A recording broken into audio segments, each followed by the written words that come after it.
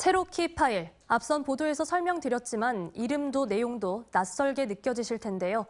10,000km나 떨어진 미국 워싱턴에서는 44년 전 광주를 두고 왜 비밀 전문을 주고받게 됐을까요? 이어서 김철원 기자가 전해드립니다. 체로키 파일은 정보공개법에 따라 비밀이 해제된 1996년 미국 언론인 팀 셔록 기자에 의해 세상에 처음 공개됐습니다. 5.18이 일어난 지 16년 만에 공개된 이 문서에는 당시 미국 정부가 거의 실시간으로 광주의 상황을 파악하고 있음이 드러나 있습니다. Some of the documents, but others could be made more full. So there's still more documents that we could get about all what the United States knew. 체로키 파일의 기원은 1979년 10월 26일 박정희 전 대통령 서거 당시로 거슬러 올라갑니다. 당시 지미 카터 미국 대통령은 박정희 대통령이 사망하자 자신을 대표해 벤스 국무부 장관과 함께 국무부 동아시아 태평양국 리처드 홀브루크 차관보와 로버트 리치 한국과장을 한국으로 보냈습니다. 이들은 서울에 도착해 글라이스틴 주한 미 대사와 함께 12.6 사건 이후 한국에서 어떤 문제가 생길지와 여기에 미국은 어떻게 대응해야 할지를 논의했고 그 과정에서 별도의 소통 채널이 필요하다고 판단해 탄생한 문건이 바로 체로키 파일입니다. 이 문건의 실제 작성자인 로버트 리치 한국과장은 체로키 파일의 명명 과정을 이렇게 설명합니다.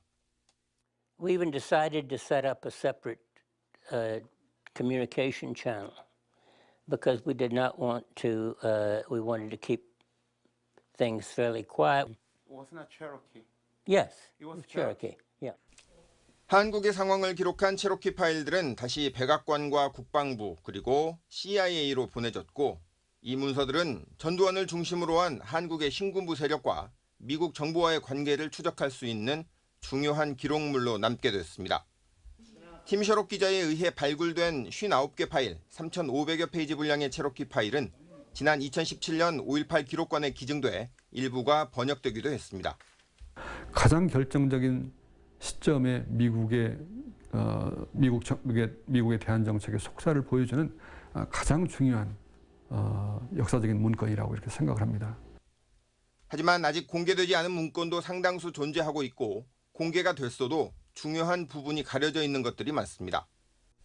따라서 광주의 진실을 찾고자 하는 기관이나 연구자들이라고 하면 이 문건을 집중적으로 조사했어야 하지만 추가 문건 발굴이나 증언 확보 작업은 미진하기만 합니다.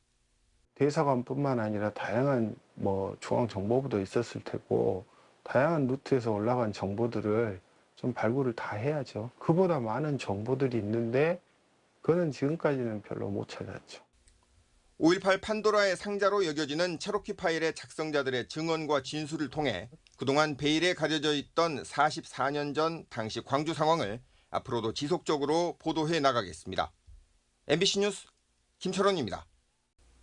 언제 어디서나 내 손 안의 뉴스. 광주 MBC 뉴스 유튜브 구독으로 함께하세요.